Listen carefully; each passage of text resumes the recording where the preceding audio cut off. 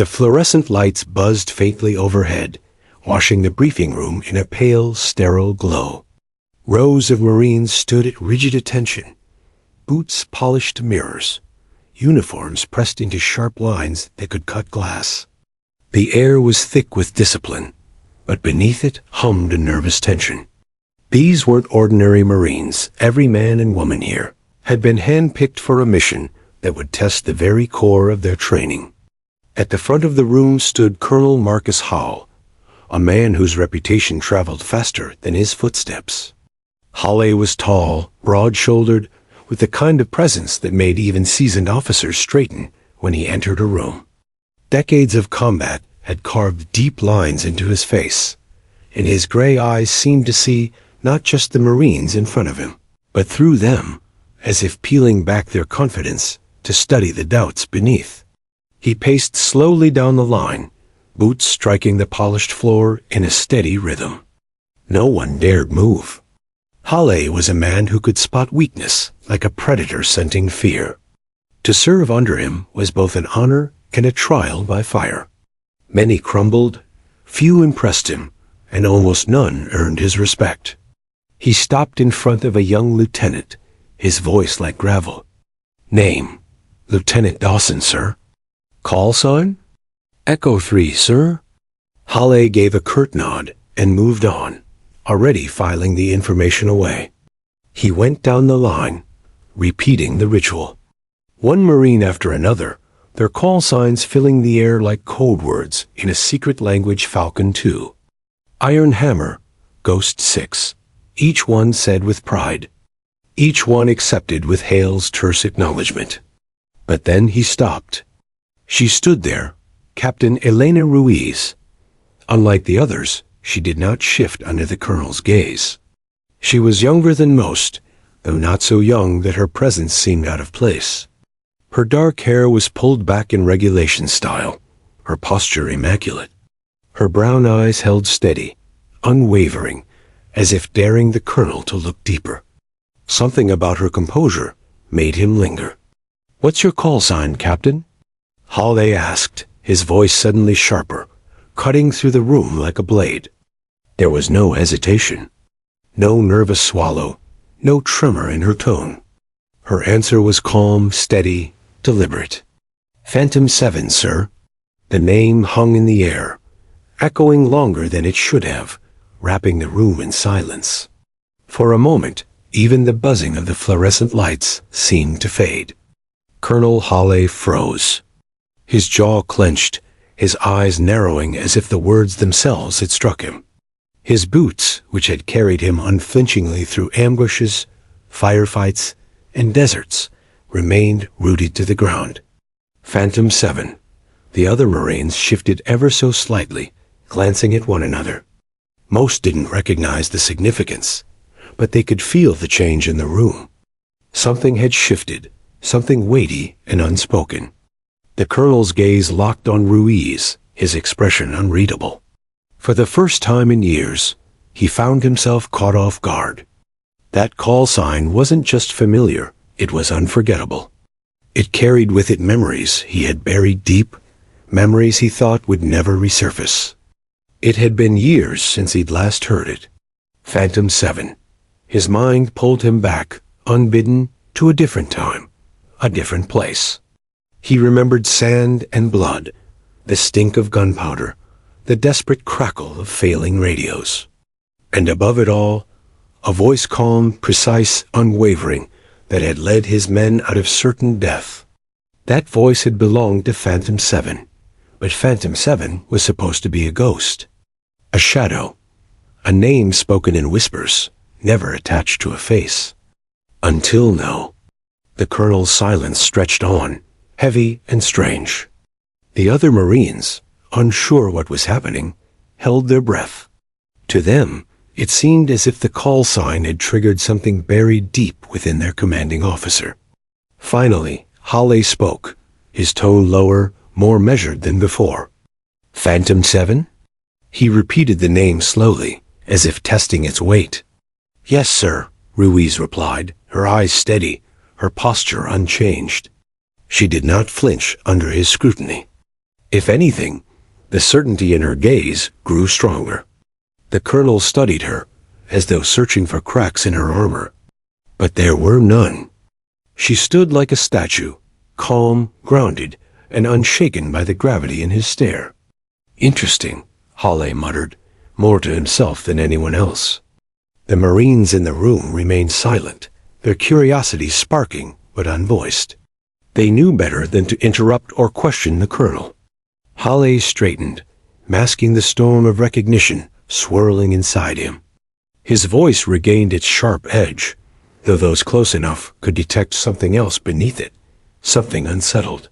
"Captain Ruiz," he said, his tone clipped. "You and I will have a conversation later. For now, fall in." "Yes, sir," she answered crisply, her voice even. He turned abruptly and continued down the line, but his mind was no longer on the names or call signs being recited. His focus lingered stubbornly on two words that had dragged him back into the past Phantom 7. For the rest of the briefing, Hale went through the motions. His orders were clear, his instructions sharp, but his thoughts strayed again and again to that moment, that voice, that night so many years ago. And for the first time in a very long time, Colonel Marcus Hale felt something unusual in his chest. Not fear, not weakness, but a profound and humbling recognition. The ghost from his past was standing in his briefing room. And this time, she had a face. The name repeated itself in Colonel Marcus Hale's head like a drumbeat. Phantom 7. He sat behind his desk later that night, long after the Marines had been dismissed. The briefing was over, but his thoughts refused to rest. His office was dimly lit, only a desk lamp casting shadows across scattered papers and maps. Yet his mind was far from the present. It was years back, in a desert half a world away, where the legend of Phantom 7 had first taken root. He remembered the night clearly. It had been one of those missions that looked simple on paper. A quick sweep and clear, intelligence suggesting a small enemy cell hidden in the ruins of a village. Hale had been a younger officer then, a major commanding a company of Marines hardened by endless rotations. He had trusted the plan perhaps too much. The convoy had rolled in under the cover of darkness, the moon, a thin crescent slicing the sky. At first, everything was quiet, unnervingly so. But quiet never lasted long in that part of the world. The ambush came fast. RPGs lit up the night, slamming into vehicles and throwing men to the ground. Gunfire erupted from every direction, pouring out of doorways, rooftops, and alleys. Within minutes, Hale's company was pinned down. The desert air filled with dust, smoke, and screams. Radios crackled with fragments of panicked voices, cutting in and out, drowned by static and explosions. Eagle 1, this is Bravo. Taking heavy fire. Casualties we need, then silence. The enemy had jammed their communications. They were blind, deaf, and surrounded.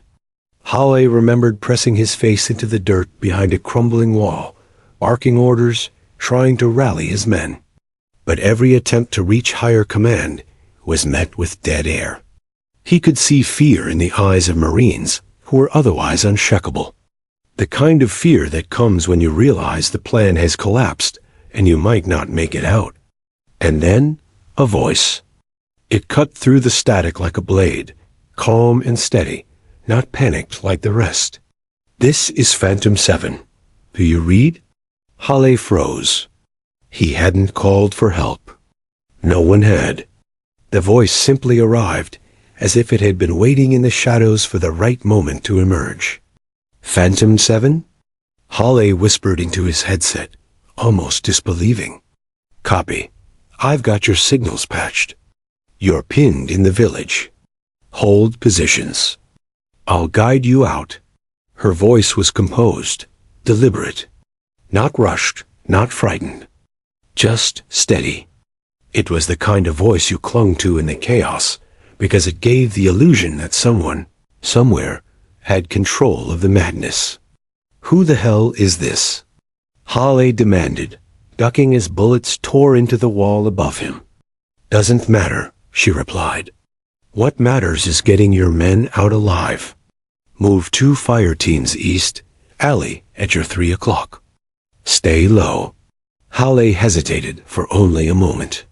Something about the confidence in her tone made him trust her. He gave the order. His Marines followed, and within seconds, they found a narrow passage that hadn't been spotted in the dark. The guidance continued. Phantom 7 seemed to know the terrain better than they did. She anticipated enemy movement, warning them seconds before gunmen appeared. She directed squads to cover fire at precisely the right times, saving lives over and over. 2 tangos on the rooftop ahead. Grenadier, 10 o'clock. Sniper covering the north exit. Don't push there. Flank left now. Go. Every instruction was precise, decisive, and correct. Hale couldn't fathom how she knew. For hours, the firefight raged. Hale's men moved like pieces on a chessboard, and Phantom 7 was the unseen hand directing the game. Slowly, against impossible odds, they carved a path out of the village. By dawn, they were battered, bloodied, but alive. They had lost men. Every battle carried its price, but far fewer than they should have. Most of them owed their lives to the mysterious voice that had haunted the airwaves that night. When the dust settled, Hale had tried to trace her. He demanded names, units, anyone who had access to that kind of comms expertise. The answers he received were always vague. Some said she was part of an intelligence unit working off-grid. Others swore she was nothing but a myth, a ghost conjured up by desperate men. But Hale knew better. He had heard her voice, clear, calm, real. From that night forward, Phantom 7 became a whispered legend among his men. They spoke of her in hushed tones, half in awe, half in disbelief. To some, she was an angel. To others, a phantom. Halvi carried the memory like a scar, not because she haunted him, but because she had saved him. And in the years that followed, through dozens of missions and countless dangers, he often wondered, who was she really? Was she still out there, somewhere in the shadows, guiding other Marines to safety? Or had she vanished, a ghost never to return? Now he knew. The young captain who had stood before him today, Elena. Ruiz had answered his question with 2 words that cracked open the vault of his past. Phantom 7 wasn't a myth. She wasn't a disembodied voice. She was flesh and blood. She had been there, unseen, all along.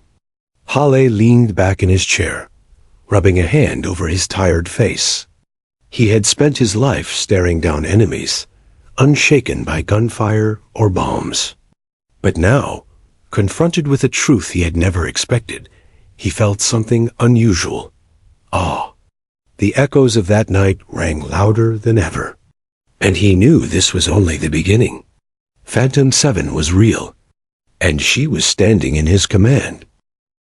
Elena Ruiz was not born into the shadow of legend.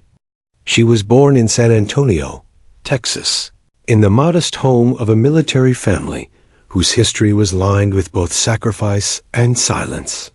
Her father, Commander Gabriel Ruiz, had been a Navy pilot. Her mother, Sophia, was a teacher who carried the burden of raising 2 children, while her husband's deployments stretched across continents. Her earliest memories weren't of playgrounds or birthday parties, but of runways. She remembered clutching her mother's hand as jet engines thundered in the distance, watching her father walk across the tarmac, helmet in hand, turning once to wave before disappearing into the belly of a waiting aircraft. To her, he was larger than life, a hero who carried the sky on his shoulders. When Elena was 8, her father didn't return. His jet went down during a night mission over the Pacific.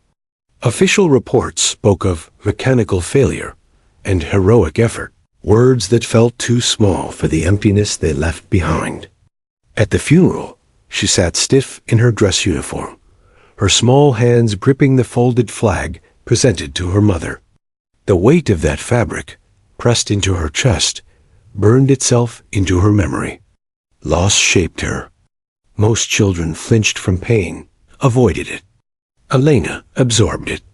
By 12, she had decided she would follow in her father's path, not because she wanted glory, but because she needed to prove that his sacrifice meant something.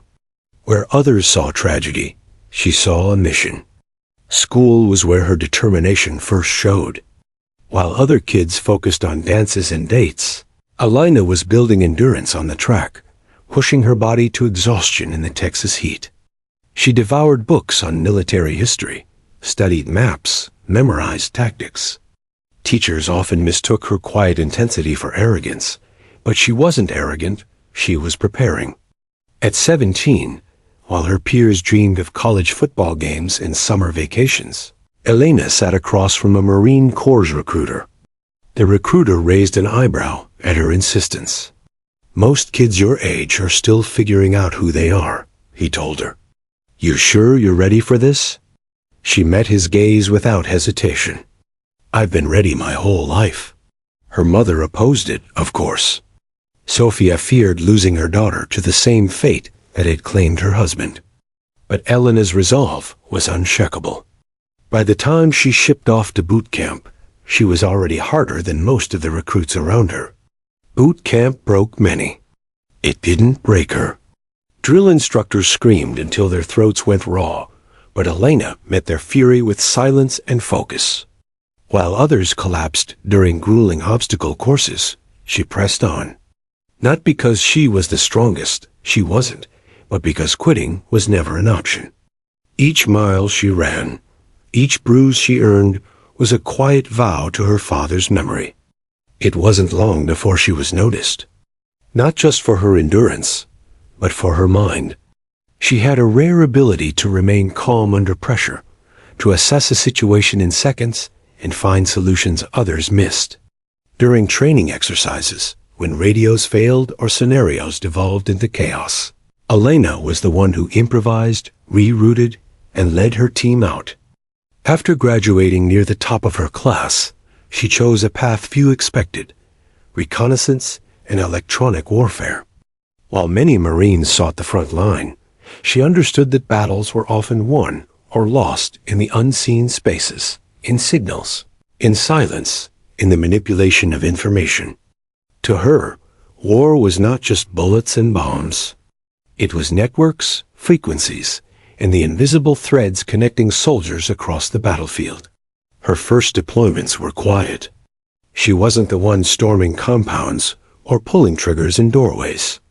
She was the voice in the ear, the unseen guide watching from a distance, piecing together chaos and turning it into strategy. She moved through the ranks not because she shouted the loudest, but because her results spoke louder than words. The call sign, Phantom 7, was not something she chose. It was given to her in the heat of battle. It happened during a mission in Afghanistan. A unit had been ambushed, pinned down, much like the one Colonel Hawley would later find himself in. Their radios were failing, their lines cut. Elena, monitoring from a remote station, intercepted fragments of their signal. She broke into their channel, patched their comms through her system, and began directing them out. Her voice was calm, even as explosions shook the valley. She was everywhere at once, anticipating movements, calling out threats, guiding Marines to cover they couldn't see. When the unit finally broke free, one exhausted sergeant asked over the radio, "Who the hell are you?" There was a pause. Then her simple reply, Phantom 7. The name stuck. It was whispered from one unit to another. Some believed she wasn't real. Others swore she had eyes everywhere. Marines who had been saved by her voice clung to the call sign like a lifeline. She never embraced it, never sought it. But she accepted it. Because Phantom 7 wasn't about her. It was about the men and women who lived because she had been there. By the time she earned her captain's bars, Elena Ruiz had become more than an officer. She was a legend in the making, though she carried it with humility. To her, it was never about recognition. It was about service, about honoring the man whose folded flag still rested in her mother's home. And so, when Colonel Hall demanded her call sign in that briefing room, she hadn't hesitated. She had spoken it with the same calm certainty she always carried, unaware of the storm it would stir in him. Because for Elena Ruiz, Phantom 7 was not a title. It was who she had become. The night was blacker than ink, the kind of darkness that swallowed light whole. Clouds smothered the stars, and the moon hid behind them, leaving the valley below in shadow. Somewhere in that darkness, 20 Marines lay trapped, pinned down by insurgents who knew the terrain better than any map. Captain Elena Ruiz sat in a dimly lit control room miles away, a headset pressed to her ear, fingers flying across the keyboard. The room smelled of stale coffee and sweat, humming with the low buzz of servers. Screens in front of her flickered with satellite feeds, thermal imaging, and garbled snippets of intercepted radio chatter.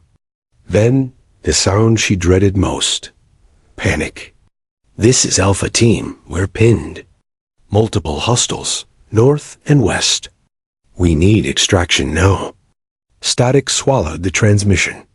Another voice broke through, shouting over gunfire. "We've got casualties." And then silence. Elena's jaw clenched. Their comms were failing, jammed by enemy interference. She leaned closer to the monitors, her heart pounding in her chest, but her mind sharp, calm. She traced heat signatures moving across the satellite feed, dozens of enemy fighters circling the Marines like wolves around prey. She spoke into her mic, her voice cutting through the chaos with precision. "Alpha Team, this is Phantom 7. Do you copy?" There was no answer. Just static. She recalibrated her equipment, rerouted signals through backup satellites, patched frequencies together with surgical skill. Then she tried again, her tone steady. "Alpha Team, this is Phantom 7. Check your secondary channel. Do you copy?" A pause. Then a shaky voice. "Phantom 7? Who the hell? Yes, we copy.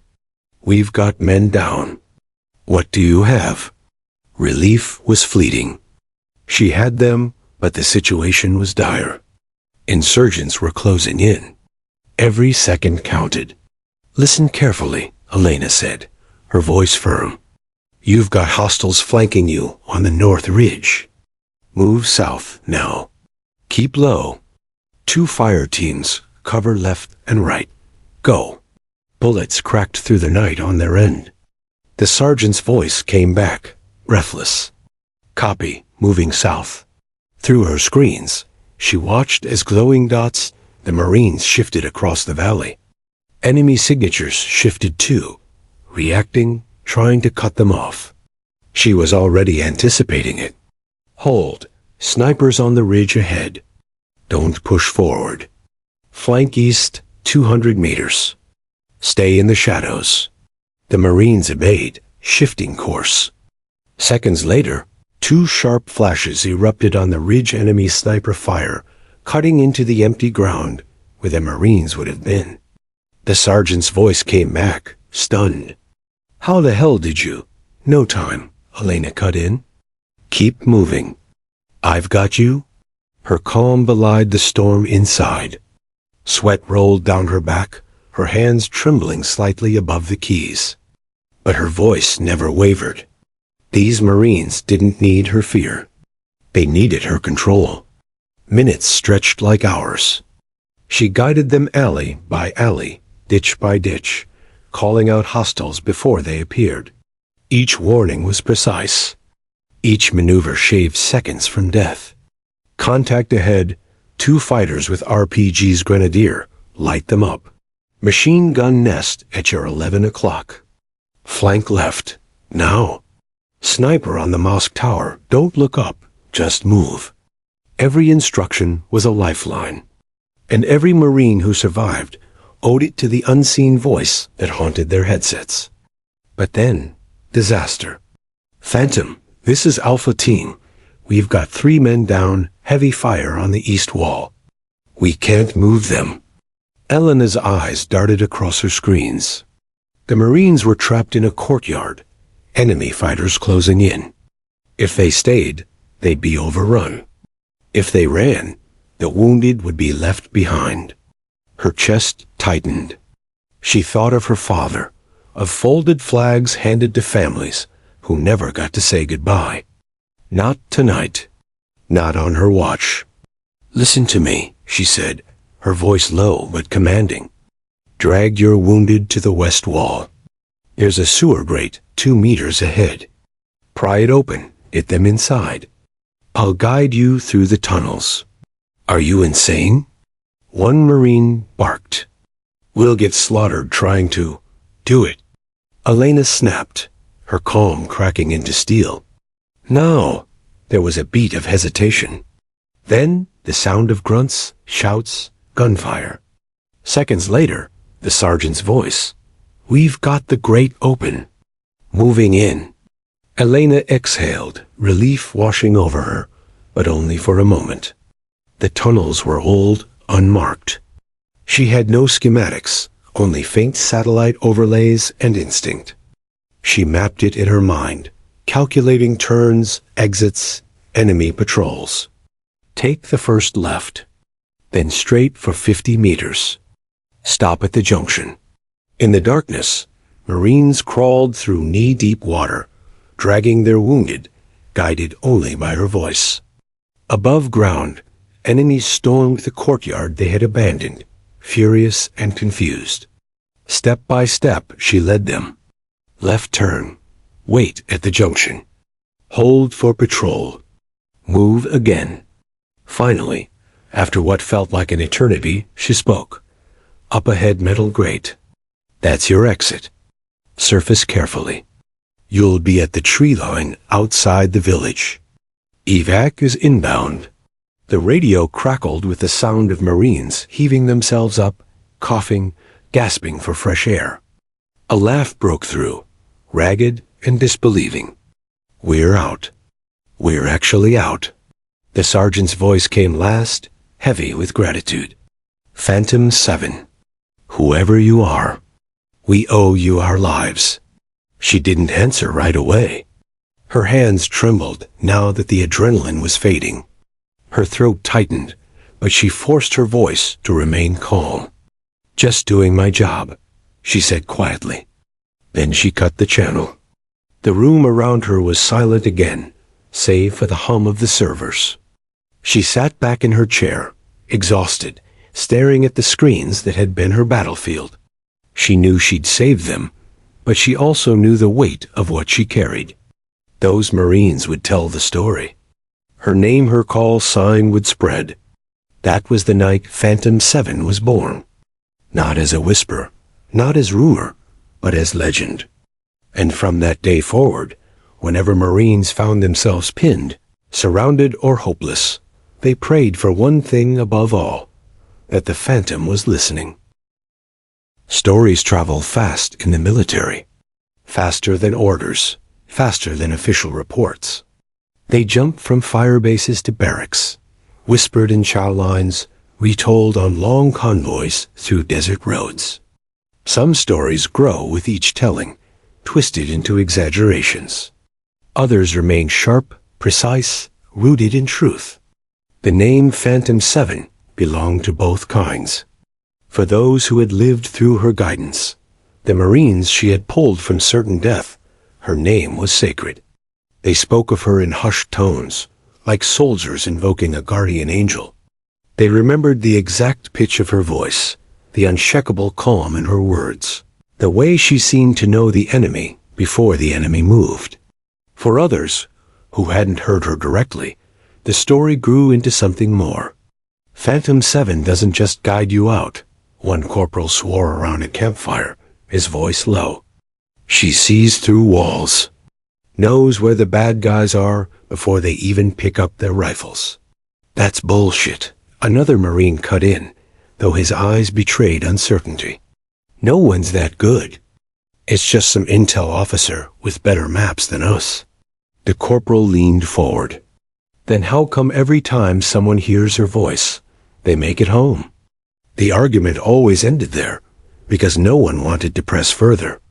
Soldiers knew better than to mock the things that kept men alive. Soon, the myth grew. Some Marines claimed Phantom 7 was a ghost, the spirit of a fallen operator who had returned to guide the living. Others insisted she was a Black Ops project, an artificial intelligence hidden in Pentagon servers. The wildest stories claimed she was everywhere at once, monitoring every battlefield, always listening. But for the ones who knew men like Colonel Hale, the truth was stranger and more haunting than any myth. He had heard her voice in the chaos of war. He had followed her directions, step by step, out of a kill zone. He had lived because of her. And yet, even he had never been able to pin her to a face. That was the thing about Phantom 7. She wasn't supposed to be seen. The Corps itself wrestled with her existence. Officially, no such call sign was recorded. After-action reports listed her contributions vaguely, buried under technical jargon, communications rerouted by remote operator. No names. No recognition. Just shadows in the margins. But the Marines on the ground didn't care about paperwork. They remembered the voice. One story in particular made the rounds for years. A platoon in Helmand Province had walked into a minefield. Their lead scout went down, the explosion deafening over the headsets. Panic threatened to scatter them, until a calm female voice broke in. Don't move. You're standing in a grid. Step where you stepped before. Retrace exactly. Slow. The platoon followed her instructions, inching back step by step, breath held with every movement. Not one more mine detonated. They made it out alive. To this day, Marines from that platoon swore they had been walking with death, and only Phantom 7's voice had pulled them back. The rumors traveled farther than the battlefield. They reached officers, analysts, even rival branches. In some Pentagon corridors, she was dismissed as a fabrication. A ghost story for grunts, one general sneered. But others listened quietly, uneasily, wondering if maybe, just maybe, the legend was real. Colonel Hawley, however, knew better. He remembered the sound of her voice, cutting through static like a lifeline. He remembered giving an order to his men, not because he trusted the intel in front of him, but because he trusted her. And she had been right. Always right. In the years after that night, the memory had stayed with him, sharp as shrapnel. He had tried, once, to find her. He pushed through channels, asked questions he wasn't supposed to. The answers he got were evasive. Classified, not your concern. Some officers simply shrugged and changed the subject. Eventually, he stopped asking. Not because he stopped caring, but because he realized the Corps didn't want Phantom 7 to have a face. She was more powerful as a ghost than as a woman behind a desk. Legends inspired men in ways medals never could. And so the stories spread unchecked. At forward operating bases, Marines spoke her name before rolling out, like a prayer. Maybe she'd be with us tonight. In barracks, they told new recruits about the Phantom, a rite of passage meant to harden them for what lay ahead. Even in quiet moments, when soldiers wrote letters home, her name sometimes slipped in not to brag, but to explain the inexplicable. Don't worry, Mom. Phantom 7's out there. We'll be okay.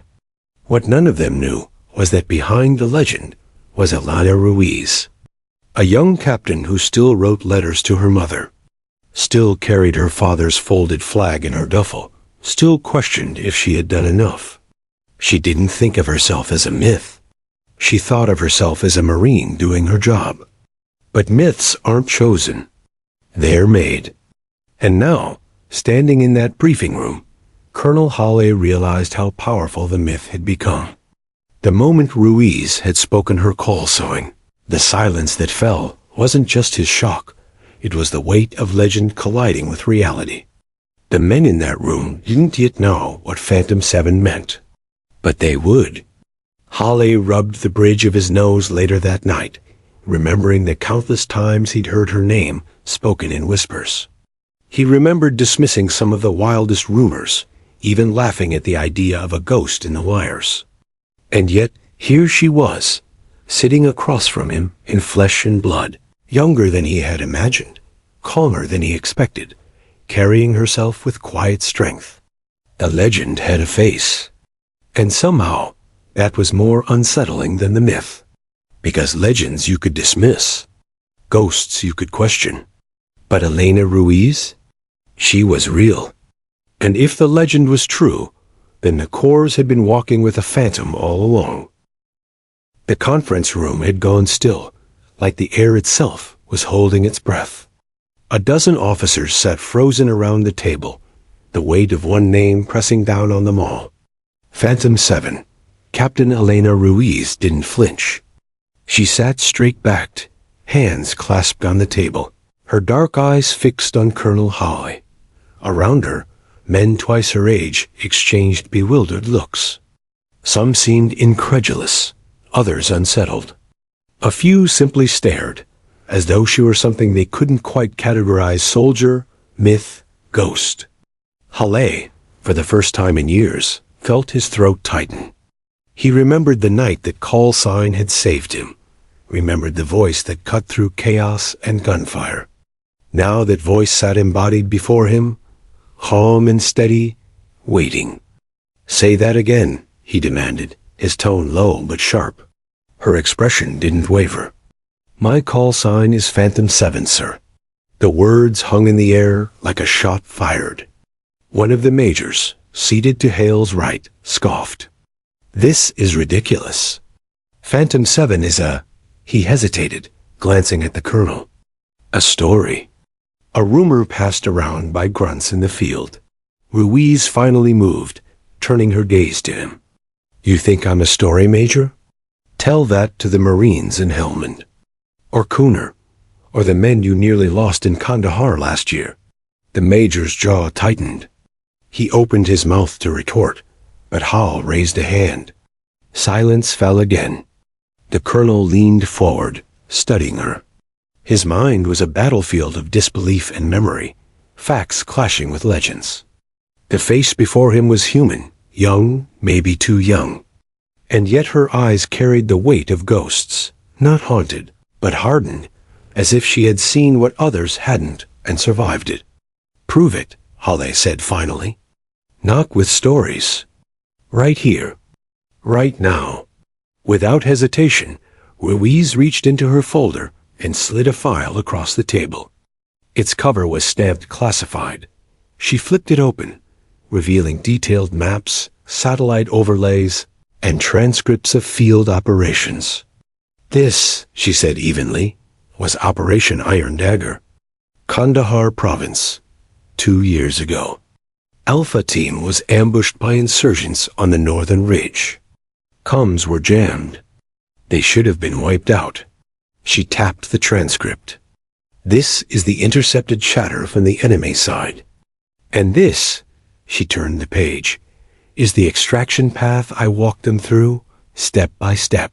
Hale's stomach twisted. He knew this story. He lived it. The transcript contained words he remembered verbatim. "Take the sewer grate. Pry it open. Drag your wounded. Go now." It was her voice that had carried him and his men through. "Holy hell," one officer whispered, scanning the page. Another muttered, "That's impossible. Nobody should have had that feed." Ruiz let them murmur. She didn't defend herself, didn't argue.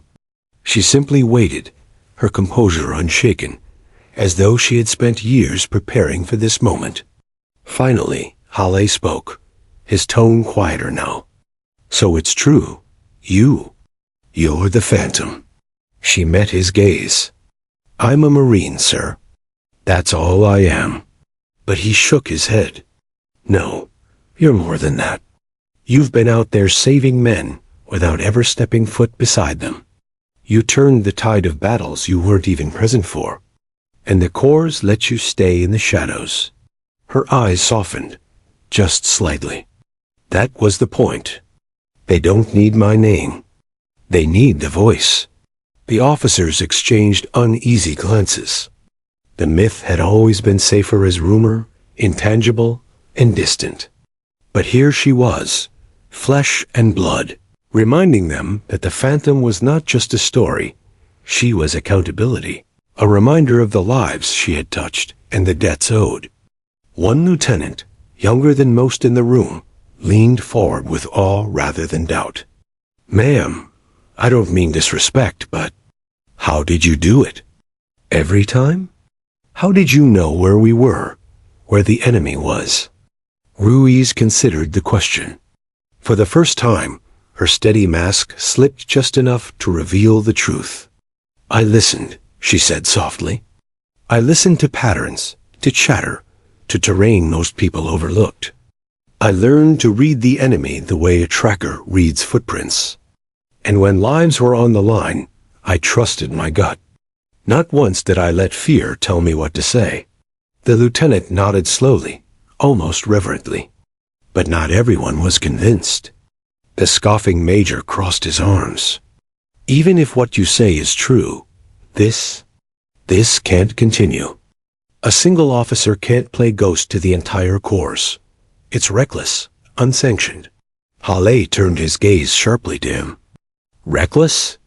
Tell that to the men she pulled out of ambushes. Tell that to the ones who came home in body bags less often because of her voice. The room bristled. Lines were being drawn. Belief against doubt. Reverence against resentment. Ruiz didn't speak. She let the others argue, their voices rising and falling, the room charged with tension. For years, she had been a whisper, an invisible lifeline. Now, exposed under the harsh light of reality, she saw how fragile legends became when forced into the open. At last, Halle slammed his palm on the table. The chatter stopped. Enough, he growled. He looked at Ruiz. Captain, you've carried this alone for too long. The Corps needs to know who you are. Not just a voice. A Marine who gave him hope when nothing else did. Her reply came slow, quiet, but resolute. With respect, sir, the Corps doesn't need to know me. They need the Phantom. That's all. Her words cut through the air like a blade, silencing even the skeptics. Halle realized then that her legend wasn't an accident. It was her choice. She had chosen anonymity, chosen to be more than human, because being more than human was what kept men alive. And yet, for the first time, she wasn't a ghost. She was Alena Ruiz, sitting across from them, unflinching in the face of disbelief. A face to the name. Halle leaned back slowly, a grim respect settling over him. The room might not fully understand what sat before them, but he did. He had lived her miracle. And now that miracle had a face he would never forget. The sun rose over the base with a muted glow, its light filtering through the barracks windows, casting long shadows across the polished floors. For most Marines, it was another day of drills, patrols, and routine. But for Captain Alena Ruiz, it felt different, heavier, purposeful, and yet strangely lighter. She had survived the revelation, survived the weight of her legend, and now, finally, the truth could begin to breathe alongside the myth. Colonel Halle arrived at the comm center before dawn, as he often did. He found her already there, leaning over monitors, analyzing satellite feeds from the night before. Her dark hair was tied back, uniform crisp, despite the hours she had spent watching screens, listening and calculating. Even in the dim light, she seemed composed, serene in a way that only someone accustomed to bearing impossible responsibility could be. Halle watched her silently for a moment. He remembered the first time he had met her, the first time he had heard her call sign spoken aloud in the briefing room, and the shock that had seized him. Phantom 7 had become a living legend without ever revealing a face, a voice without a body, a shadow that haunted every battlefield and every story whispered among Marines. "You've been at this all night," he said quietly, stepping closer. Ruiz didn't flinch. She glanced at him briefly and nodded. "Monitoring an extraction convoy," she said simply. "3 units, Northern Ridge. Could be trouble." Hale's gaze lingered on her for a moment. "Do you ever sleep?" he asked almost rhetorically. She met his eyes and for the first time allowed a hint of fatigue to show. "Sleep doesn't save lives, sir. People do. And sometimes you need to be awake when no one else is." He nodded slowly. He understood. He had walked with death before, but never with a phantom guiding him through. And he realized something profound. Phantom 7 wasn't just a legend. She was a lifeline, a conscience, a presence that reminded the Marines and him of the stakes, of the humanity beneath the discipline and firepower. For years, rumors had shaped the myth. Soldiers had whispered of her almost supernatural abilities, her uncanny foresight, her calm that could steady entire units under ambush. Some claimed she had never slept, never faltered, that she was everywhere at once, monitoring every battlefield. To the Corps, she was almost unreal, a tale told to inspire, to guide, to give hope when none existed. Now, Halle realized the truth was even more extraordinary. She was human. She bore fatigue, guilt, loss. She carried the dead in her memory and the living in her voice. And yet, somehow, she managed to be the myth, the legend, the unseen guardian that every Marine prayed for in moments of terror. Halle spoke, his voice soft but firm. "Do you know what they're saying about you?" Ruiz glanced at him, expression unreadable. "I've heard the stories. Some accurate, some embellished. They call you a ghost, a savior, an angel, a myth. Phantom 7. She didn't smile. "I'm a Marine, sir. That's all." "No," he said firmly. "You're more than that. You have to be more than that. Because the men out there, they need something bigger than orders. They need belief. They need the hope you carry in your voice." She lowered her gaze. "And what about me? Do I get to be more than a voice?" Halle hesitated. The question was weighty, because it carried everything he had witnessed, the fear, the respect, the awe, and the burden she bore alone. "I think you do," he said slowly. "But the Corps, the world, they might not understand." Elena sighed, leaning back in her chair. "I've learned to live with that. The legend carries the weight I cannot show. That's the price. And the payoff is simple. Marines come home. That's enough for me." Halle studied her for a long moment, then nodded. "Then you've earned it," he said quietly. "The name, the legend, the respect. You've earned all of it. And more." A long silence filled the room. Outside, the base was waking, soldiers moving like shadows across the grounds, oblivious to the woman who had saved their brothers, sisters, and comrades countless times. Her story was told in whispers and rumors, in hushed prayers over radio channels. And yet here she was, flesh, blood, and human courage embodied in one disciplined, unyielding Marine. As the morning wore on, reports flowed in, successful extractions, enemy positions identified and neutralized, lives saved.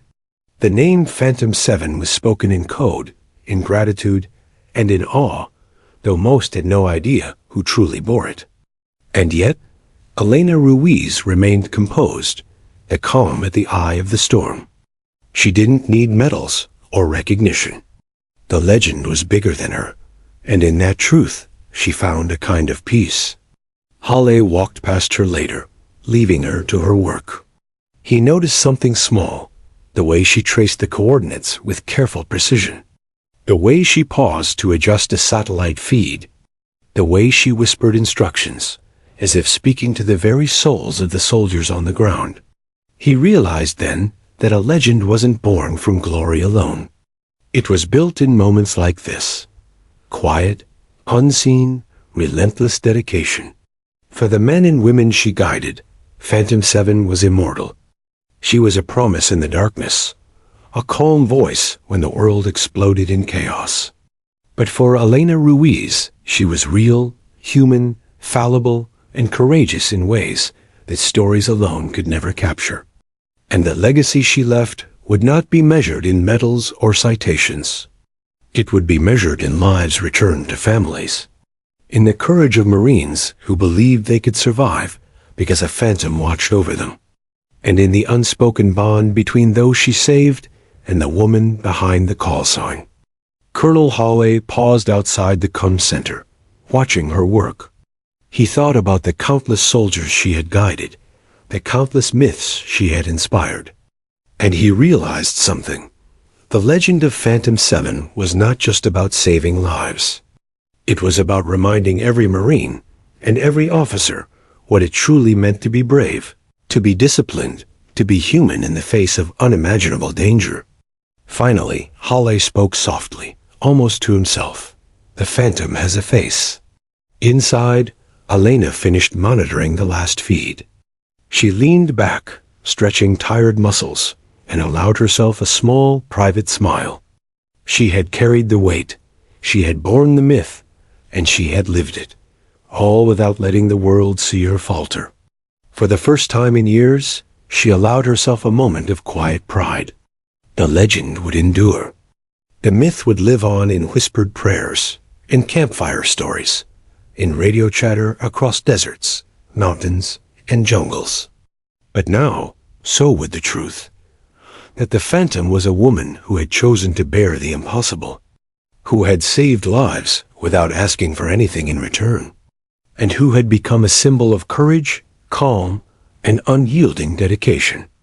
Elena Ruiz rose from her chair, finally walking to the window.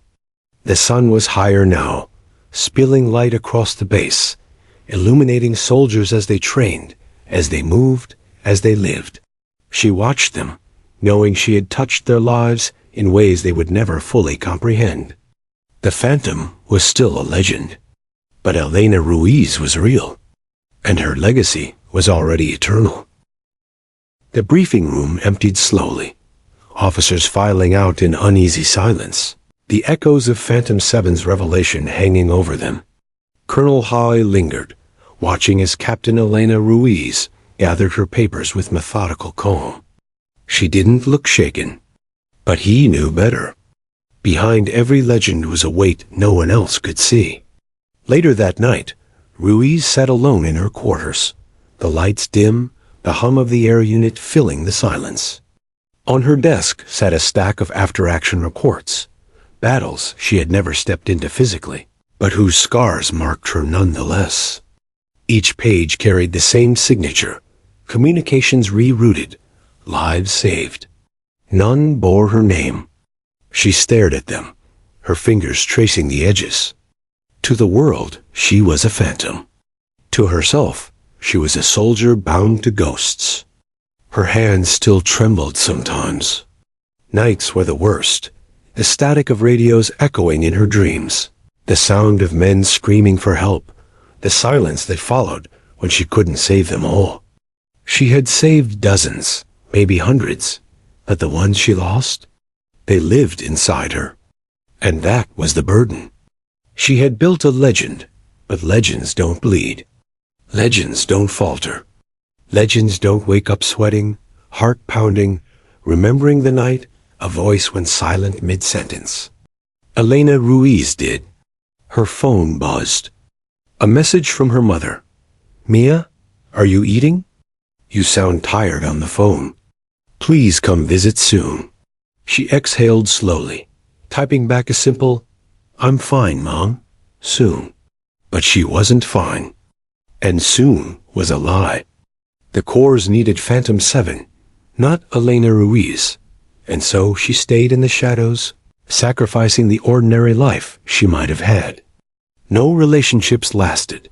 Who could love a ghost, a woman who spent more time listening to battlefields than to her own heart? Friends grew distant, unable to understand the weight she carried in silence. Colonel Hollow saw glimpses of it in the days that followed. He watched her move through halls with quiet purpose, watched younger Marines glance at her with unknowing respect. They didn't realize who she was, but somehow they sensed it, the gravity in her presence, the discipline in her silence. One evening, he found her in the comm center, headset on, eyes locked on glowing screens. Her voice was calm, precise, steady, guiding the unit through rough terrain half a world away. He stood in the doorway, unseen, listening as her words saved men who would never know her face. When she finished, pulling the headset off, Halle stepped forward. "You carry it well," he said softly. She didn't look at him. "It's not mine to carry. It belongs to them." Them? The Marines out there. The ones who believe the Phantom is always listening. She finally met his eyes. If they knew it was just me, just a woman sitting behind a screen, would they fight with the same courage? Or would the myth lose its edge? Halle considered that. He'd seen firsthand how belief in the Phantom steadied men, gave them hope in the darkest hours. And he realized with a pang of guilt that she was right. The legend mattered more than the truth. "But what about you?" he asked. Her laugh was soft, bitter. "What about me? I made peace with it a long time ago. The Phantom doesn't get to be human. She doesn't get to falter or feel or fail. She's just there, always there." Halle wanted to argue, to tell her she deserved more, but the words stuck in his throat. Because he knew she was right again. Legends weren't allowed to be human. The burden revealed itself in subtle ways. Ruiz avoided mirrors longer than she had to, as if the reflection reminded her she was flesh and blood, not the ghost they believed in. She ate in silence, away from the chatter of other officers, preferring solitude to the risk of slipping, of saying something that might unravel the myth. Even her body bore the strain. Sleepless nights carved shadows under her eyes. Her hands cramped from hours gripping pens and keyboards, jotting notes, tracing coordinates.